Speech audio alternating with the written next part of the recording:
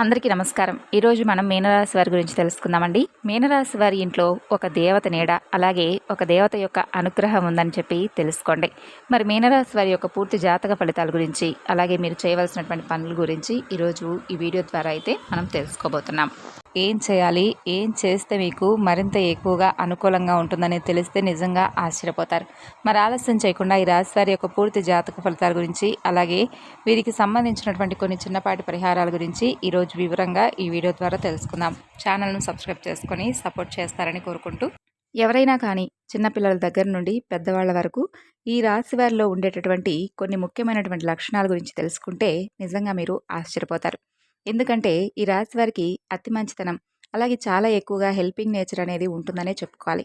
అలాగే చాలా సహనం, ఓర్పు అనేవి కూడా ఎక్కువగా ఉంటాయి వీరికి. ఎదుటివారిని వేగంగా నమ్ముతూ ఉంటారు. అలా నమ్మి మోసపోయినటువంటి పరిస్థితులు కూడా చాలా ఎక్కువగా ఉన్నాయి.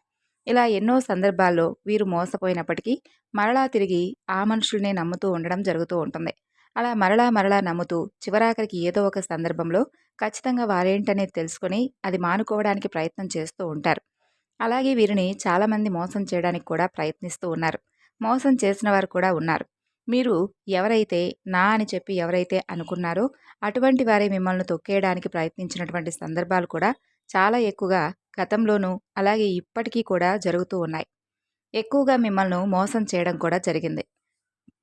మరి వాటన్నింటికీ సంబంధించి కనుక చూసుకున్నట్లయితే ఈ రాశివారు అన్నింటినీ కూడా బాగా భరించి ఎదుర్కొని చక్కగా ఒక చిరునవ్వుతో ఓర్పు సహనంతో ఇప్పటి వరకు లాక్కుని రావడం అనేది జరిగింది. కానీ ఆర్థికంగా మాత్రం చాలా ఇబ్బందులు పడ్డం, అలాగే ఏదీ కూడా అనుకున్నవి సాధించలేక ఎక్కడ ఉన్నవారు అక్కడే ఉండడం వల్ల చాలా బాధపడడం కూడా జరుగుతూ వస్తుంది. అయితే మీరు ఈ విషయాన్ని మాత్రం తప్పకుండా కొన్ని గుర్తుంచుకోవాలి. అసలు ఈ రాశి వారికైతే కొన్ని మంచి రోజులనేవి కలిసి రావడం అనేది జరగబోతుంది. కొంతకాలంగా అంటే గత కొంతకాలంగా కావచ్చు, లేదంటే గడిచిపోయినటువంటి రోజులు కావచ్చు, మీరు చాలా ఇబ్బందులను, బాధలను, సమస్యలను ఎదుర్కోవడం జరిగింది. అయితే మీరు కొన్ని పాటించవలసినటువంటి నియమాలు తెలుసుకోండి. వాటి వల్ల మీకు మరింత లాభం అనేది చేకూరుతుంది. చేయకూడనటువంటి పనులు కూడా కొన్ని ఉన్నాయి. అవి కూడా వివరంగా చెప్తాం, తెలుసుకోండి. వాటి గురించి కూడా ఈరోజు మనం ఈ వీడియోలోనే తెలుసుకోబోతున్నాం. అయితే వివరాల్లోకి వెళితే మీ ఇంట్లో ఒక దేవత కొలువు ఉండడం జరిగింది. మరి ఏ ఇంట్లో దేవత కొలువు ఉండడం జరగదా? మరి చిత్రం కాపోతే అని మీరు అనుకుంటారేమో. ప్రతి ఇంట్లో ఒక దేవత అనేది కొలువు ఉండడం జరుగుతుంది. అదే కులదేవత, ఆరాధ్య దేవత అని అంటారు. మన పూర్వీకుల కాలం నుండి, మన పెద్దల కాలం నుండి వస్తున్నటువంటి ఆరాధ్య దేవత మన ఇంటి దేవత, మన కులదేవత. కాబట్టి ఆ దేవత ఎవరైతే ఉన్నారో వారి యొక్క అనుగ్రహంతో పాటు వారి యొక్క శాపం కూడా మనకు కొంత ఉంటుందనే చెప్పుకోవాలి. అంటే ఎవరైతే ఆ తల్లిని విస్మరించారో, ఎవరైతే మర్చిపోయారో అటువంటి వారికి ఆమె అనుగ్రహం ఏ విధంగా అయితే ఉంటుందో ఆమె యొక్క శాపం, కోపం కూడా ఉంటుందని తెలుసుకోండి. కాబట్టి మీరు కొన్ని విషయాలను ఆమె గురించి తెలుసుకొని ఆమెకు చేయవలసినటువంటి పూజలు, అలాగే ఆమెను ఏ విధంగా మీరు ప్రతిరోజు కూడా కొలుచుకుంటూ ఉండాలి. ఇటువంటి విషయాలను మీరు తెలుసుకుంటే కనుక మీ జీవితంలో తిరుగనేది ఉండడండి. కాబట్టి మీరు కొన్ని విషయాల్లో పొరపాట్లు చేస్తూ ఉన్నారు. కొన్ని తప్పులనేవి చేస్తూ ఉన్నారు. అటువంటి తప్పులు, పొరపాట్లు ఇక నుండి మీరు చేయకుండా జాగ్రత్తగా ఉండవలసినటువంటి విషయాలు కూడా చేసుకొని సరిదిద్దుకునేటటువంటి ప్రయత్నాన్ని కూడా ఈ రోజు నుండే మొదలుపెట్టండి. అయితే ఆ దేవత యొక్క అనుగ్రహం అనేది మీపై చాలా ప్రేమగా, కొంచెం కోపంతో కూడా ఉండడం జరిగింది. ఆ కోపం వల్ల మీకు ఖచ్చితంగా కొన్ని విఘ్నాలు ఎదురవుతూ ఉన్నాయి. అలాగే మీరు అనుకున్నది సాధించకుండా, ముందుకు వెళ్లకుండా ఆగిపోవడం జరుగుతుంది. విజయాలు సాధించాలని చెప్పి మీరు అనుకున్నట్లయితే కనుక మీరు తప్పకుండా ఈరోజు ఈ వివరణ అంతా కూడా విని చిన్న చిన్న పరిహారాలు ఉన్నాయి, వాటిని పాటించి చక్కగా మీ జీవితాన్ని ఆనందభరితం చేసుకోండి. మరి మీరు తెలుసుకునేటటువంటి, పాటించేటటువంటి నియమాలు ఏమిటో కూడా ఈరోజు మనం క్షుణ్ణంగా తెలుసుకుందాం. ఈ రాశి వారికి మీ ఇంట్లోనే ఒక దేవత యొక్క అనుగ్రహం, శాపం అనేది ఉందని చెప్పాం కాబట్టి ఆ దేవత యొక్క కటాక్షం ఎలా ఉంటుందనేది తెలుసుకోండి. అలాగే ఆ దేవత యొక్క శాపం కూడా మీపై అలాగే ఉందని తెలుసుకోండి. మరి మీరైతే కొన్ని పనులను ఖచ్చితంగా దూరంగా ఉండాలి. మొట్టమొదటిగా మీరు గొడవలు పడటం, ఎవరితోనైనా కానీ మంచిగా ఉండడం, అలాగే వారికి అనుకూలంగా కాకపోయినా మీకు అనుకూలంగా వారు ఏదైనా మంచిగా ఉన్నట్లే ఉంటూ చెడు పనులు చేస్తూ ఉంటారండి. అటువంటి వారి పట్ల కొంచెం మీరు ఎక్కువగా కోపభావంతో కాకుండా ప్రేమపూర్వకమైనటువంటి మాటలతో వారి నుండి మీరు దూరంగా వెళ్ళిపోండి. చెడు కార్యాలు చేయకుండా చెడును ముందుకు తీసుకెళ్లకుండా, చెడు వైపు మీరు నిలబడకుండా ఉంటే ఖచ్చితంగా ఆ దేవత యొక్క అనుగ్రహం అనేది, అలాగే ఆ దేవత యొక్క శాపం అనేది మీపై తగ్గుముఖం పడుతుంది. అంటే ఎవరైనా కానీ మీకు చెడు తలపెట్టాలని చెప్పి చూసినా, మీరు ఎదుటి వ్యక్తులకు చెడు తలంపు చేసేటటువంటి విధంగా మీ ప్రవర్తన ఉండకూడదు అని అర్థం. అంటే చెడ్డవారికి చెడ్డగా ఉండాలి అని చెప్పి అంటారు కానీ, మనం ఎంత ఓర్పుగా, సహనంగా ఉన్నాము అంటే, మనకొచ్చేటటువంటి జీవితం అనేది కూడా అంతే ఆనందంగా ఉంటుంది. అలాగే ఎవరైతే గర్భిణీ స్త్రీలు కానీ, చిన్నపిల్లలు కానీ, ఆడవారు కానీ ఉంటారు కదా! మరి అటువంటి వారిని కూడా మీరు ఇబ్బంది పెట్టేటటువంటి చర్యలు అస్సలు చేయకండి. అలాగే మీరు వీలైనంత వరకు నాగదేవత యొక్క ఆరాధన చేసుకోవడం చాలా మంచిది. అంటే మీరు ఎప్పుడైతే నాగదేవత యొక్క ఆరాధన చేస్తారో, ఆ సమయంలో కూడా మీరు చాలా నిష్టగా, నియమంగా పూజలనేది చేయవలసి ఉంటుంది. మరి అలా చేయడం వల్ల కూడా మీపై ఉన్నటువంటి నాగదోషాలు కానీ, సర్పదోషాలు కానీ, ఇటువంటివన్నీ కూడా ప్రతి ఒక్కటి కూడా ప్రతి మనిషికి ఉంటాయండి. అంటే తెలిసి తెలియక చేసేటటువంటి కొన్ని దోషాలు, తప్పులు ఈ జన్మలోవి కాకపోయినా, పూర్వజన్మలో ఉన్నటువంటి మనకు తెలిసి తెలియక చేసినటువంటి తప్పులుంటాయి కదా! అవన్నీ కూడా మనపై తెలియకుండానే మనపై ప్రభావం చూపిస్తూ ఉంటాయన్నమాట. కాబట్టి తప్పకుండా దీనికోసం నాగదోషాలు, కుజదోషాలు ఇటువంటివి ఉంటాయి కాబట్టి, వాటి వల్ల మనం తెలుసుకోలేనటువంటి, ఎదుర్కోలేనటువంటి సమస్యలు, పరిస్థితులు ఎదుర్కొంటూ మనకు అర్థం కాక చిక్కుకుంటూ ఉంటాం వాటిల్లో. కాబట్టి ఈ రాశివారు ఎవరైతే ఉన్నారో, మీరు కనుక ఈ కుజదోషాలు, నాగదోషాలు, సర్పదోషాలు మీపై ఉన్నట్లయితే, నాగదేవత యొక్క శాపం కూడా మీపై ఉన్నట్లే అని తెలుసుకోండి. కాబట్టి మీకు కుదిరితే ఆదివారం కానీ, మంగళవారం నాడు కానీ నాగదేవతలను పూజించడం, పుట్టలో పాలు పోసి నాగదేవతలకు చెందినటువంటి బెల్లం, అలాగే నువ్వులు కలిపినటువంటి నైవేద్యాన్ని నివేదించడం, ఇటువంటివి చేయడం వల్ల ఖచ్చితంగా మీపై ఉన్నటువంటి కుజదోషాలు, నాగదోషాలు, సర్పదోషాలు ఇవన్నీ కూడా తొలగిపోతాయి. అలాగే మీరు మరీ ముఖ్యంగా చేయవలసినటువంటి మరొక ముఖ్యమైనటువంటి పని ఏమిటంటే, ప్రతి మంగళవారం కూడా సుబ్రహ్మణ్యేశ్వర స్వామి వారిని పూజించడం చాలా ఉత్తమం. మీకు కనుక కుదిరితే కనీసం నెలకొక్కసారైనా సుబ్రహ్మణ్యేశ్వర స్వామి వారికి అభిషేకాలు చేయించుకోవడం అస్సలు మర్చిపోకండి. ఇలా చేయడం ద్వారా ఒక్కసారి మీరు చేసి చూడండి. మీరు అనుకున్నటువంటి పనులన్నీ కూడా తప్పకుండా జరుగుతాయి. అలాగే మీకేదైనా పనుల్లో ఆటంకాలు ఏర్పడినా కూడా, ఆ ఆటంకాలు కూడా మీ నుండి శాశ్వతంగా దూరమవుతాయి. ఇక అలాగే ఈ రాశివారి యొక్క జీవితాన్ని, జాతక ఫలితాలను గనక చూసుకున్నట్లయితే, మీరు తప్పకుండా మీ ఇంట్లో దాగి ఉన్నటువంటి ఒక శక్తి బయటకు రాబోతుందని తెలుసుకోండి. మరి ఆ శక్తి ఎవరనేది తెలుసుకుంటే నిజంగా మీరు ఆశ్చర్యపోతారు. మన ఇంట్లో అనుకూలమైనటువంటి శక్తి ఎలా ఉంటుందో, ప్రతికూలమైనటువంటి శక్తి కూడా ఉండడం జరుగుతుంది. కాబట్టి ఆ ప్రతికూలమైనటువంటి శక్తి బయటకు రావాలంటే ముఖ్యంగా మనం కొన్ని నియమాలను పాటించాలి. ఇది కూడా జాగ్రత్తగా, వివరంగా తెలుసుకోండి. అద్భుతమైనటువంటి మీ జీవితం ఆనందంగా సాగిపోవాలంటే మీరు చేయవలసినటువంటి కొన్ని పనులేమిటి అంటే, మీరు తెలుసుకునే ముందు మరీ ఇంతకీ ఆ శక్తి ఏంటి? ఆ శక్తి అసలు బయటకు రావాలంటే మేమేం చేయాలని చెప్పి ఆలోచిస్తూ ఉన్నారు కదా! అయితే మీ ఇంట్లో అసలు ఏ శక్తి దాగి ఉందో తెలుసుకోండి. మీ ఇంట్లో దాగి ఉన్నటువంటి ఒక శక్తి, అది ప్రతికూలమైనటువంటి శక్తి. అది అనుకూలమైనటువంటి శక్తిని మీకు లోపలికి రానివ్వకుండా, ఆ ప్రతికూలమైనటువంటి శక్తి ఏదైతే ఉందో అది మనకు ఎప్పుడూ కూడా ఏదో ఒక సమస్యలను తెచ్చిపెడుతూ ఉంటుంది. కాబట్టి ఆ ప్రతికూలమైనటువంటి శక్తి మన నుండి దూరం అవ్వాలి అంటే మన ఇల్లంతా కూడా శుభ్రపరుచుకుంటూ ఉండాలి.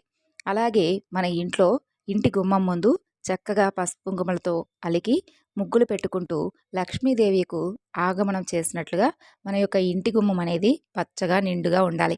అలాగే దేవుడి పటాలు ఎప్పుడూ కూడా నిండుగా ఉండాలి. ఆ విధంగా ఉండడం వల్ల దుష్టశక్తులు ఏవైతే ఉంటాయో అవన్నీ కూడా బయటకు వెళ్ళిపోతాయి. మనకు కష్టాలు, సమస్యలు ఇవన్నీ కూడా తగ్గుముఖం పడతాయి.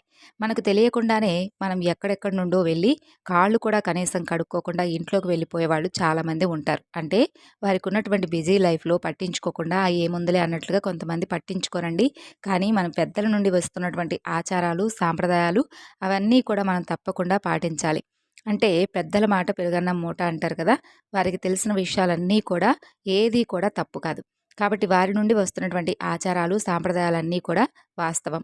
కాబట్టి మనకు తెలియకుండానే మనకు మనమే ప్రతికూలమైనటువంటి శక్తులను ఇంట్లోకి ఆహ్వానిస్తున్న వారం అవుతున్నాం. కాబట్టి చాలా విషయాల్లో కొంచెం నెగ్లిజెన్సీ అనేది పనికిరాదనమాట.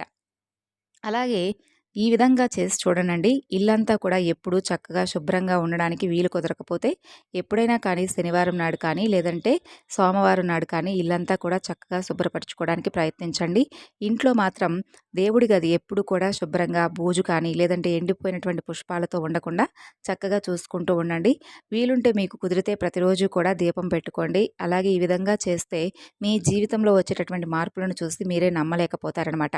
ఇక మరీ ముఖ్యంగా చూసినట్లయితే మీ యొక్క ఇంటి దేవత ఎవరైతే ఉన్నారో మీ కులదేవత ఆరాధన అనేది చాలా ముఖ్యం. కాబట్టి మీకు ఏ సమస్య ఉన్నా, ఏ కష్టాలున్నా కానీ మన యొక్క కులదేవత అనేది ప్రతినిత్యము కూడా మనల్ని కాపాడుతూ వస్తుంది. అదేమిటి మేమేమి ఆమె గురించి తెలుసుకోకుండా, మేమేం పూజలు చేయకుండా, కనీసం ఆమె గురించి ఏమీ కూడా ఆమె నామస్మరణ కూడా చేయకుండా మాపై ఎలా ఆమె అనుగ్రహం ఉంటుందా అని చెప్పి అనుకుంటారేమో కానీ, చాలా వరకు కూడా చూసుకున్నట్లయితే మన తాతలు కానీ, లేదంటే మన పూర్వీకులు కానీ ఎవరైతే ఈ పితృదేవతలను ఉంటారు కదండీ! మనకు సంబంధించినటువంటి పితృదేవతలు, వారు చనిపోయిన తర్వాత కూడా వారి యొక్క అనుగ్రహం అనేది, అలాగే వారి యొక్క శాపం అనేది మనపై ఉంటుందన్నమాట. కాబట్టి అటువంటి వారి యొక్క అనుగ్రహం, శాపం ఏ విధంగా అయితే ఉంటుందో, వారు పూజించినటువంటి మన ఇంటి దేవత, మన కులదేవత ఎవరైతే ఉన్నారో వారి యొక్క అనుగ్రహం, అలాగే వారి యొక్క శాపభావాలనేవి కూడా మనపై అంతో ఇంతో ఉంటాయన్నమాట. కాబట్టి ఆ విధంగా మనం ఏంటంటే మన పితృదేవతలకు అమావాస్య నాడు ఏ విధంగా అయితే తర్పణాలు విడుస్తామో, ఏ విధంగా అయితే పితృదేవతలకు సంబంధించినటువంటి పూజలు చేయించుకుంటామో, అలాగే తప్పనిసరిగా మన తాతల ముత్తాతల కాలం నుండి, అలాగే మన యొక్క కులానికి సంబంధించినటువంటి దేవతను విస్మరించడం వల్ల కూడా మనకు వచ్చేటటువంటి కష్ట నష్టాలు, అలాగే మనకు మంచి చేస్తుందండి. అన్ని విషయాల్లోనూ మనకు తోడుగా ఉంటుంది. కాకపోతే ఏంటంటే నేనున్నాను, నన్ను తెలుసుకొని నన్ను ఆరాధిస్తే మరింత ఎక్కువగా మీ జీవితం అనేది ఆనందంగా, సంతోషంగా ముందుకు సాగిపోతుందని మనకు అన్ని విధాలుగా కూడా ఎన్నో రకాల సూచనలు, సంకేతాలు తెలియజేస్తూ ఉంటుంది. అంటే మనకు ఒక కళ రూపంలో కానీ, లేదంటే ఎవరో ఒకరి ద్వారా, ఒక మనిషి ద్వారానైనా కానీ మనకు నేనున్నాను, నన్ను పూజించండి, నన్ను తెలుసుకోండి, కనీసం నన్ను పూజించకపోయినా నా నామస్మరణైనా చేయడం వల్ల మీపై ఉన్నటువంటి ఏదైతే ఉంటాయో కష్టాలు, సమస్యలు, చిక్కుముడులు ఇవన్నీ కూడా నేను తప్పకుండా మీ నుండి దూరం చేసి మిమ్మల్ని, మీ కుటుంబాన్ని ఎప్పుడూ కూడా రక్షక కవచంగా ఉంటానని చెప్పి మనకు అన్ని విధాలుగా కూడా ఏదో ఒక మంచి సంకేతం అయితే ఆ తల్లి తెలియజేస్తుందన్నమాట. ఇలా మీరు ఒకవేళ ఇప్పటి వరకు తెలియకపోతే ఈ రాశివారు మీ పెద్దలను కానీ, లేదంటే మీ కులానికి సంబంధించినటువంటి పెద్దలను కానీ, ఇంకా లేదంటే ఎవరైనా ఊర్లో పెద్దవాళ్ళు ఉంటారు కదండి, వారిని అడిగినా కూడా చెప్తారు. మరి తెలుసుకున్న తర్వాత మీరేం చేయాలి? తప్పకుండా ఆమెకు సంబంధించినటువంటి విగ్రహాన్ని కానీ, పటాన్ని కానీ చక్కగా ఇంట్లోకి తెచ్చి పూజించుకోవడం మొదలుపెట్టండి. ఒకవేళ అది కూడా కుదరకపోతే ఆమె నామస్మరణ అయినా చేసుకుంటూ ఉండడం వల్ల ప్రతినిత్యం ఇలా మీరు ఎప్పుడైతే ఈ రోజు నుండి ఒకవేళ తెలుసుకొని స్టార్ట్ చేసి చూడండి, ముందు ముందు రోజుల్లో మీ జీవితం అనేది మీరు కూడా ఊహించిన విధంగా మారిపోతుందన్నమాట. ఇలా ఈ రోజు ఇన్నాళ్ళు మనకు తెలియకపోతే ఒకటి, తెలిసిన తర్వాత కూడా మనం మన కులదేవత ఆరాధన చేయకపోతే అది ముమ్మాటికి కూడా మన తప్పే అవుతుంది. కాబట్టి కొంతమంది తెలిసి తెలియక చేస్తే, కొంతమంది తెలిసి కూడా కొన్ని విషయాల్లో ఏముందిలే అన్నట్లుగా, టేక్ ఇట్ ఈజీ అన్నట్టుగా పెద్దగా మైండ్‌కి ఎక్కించుకోరనమాట.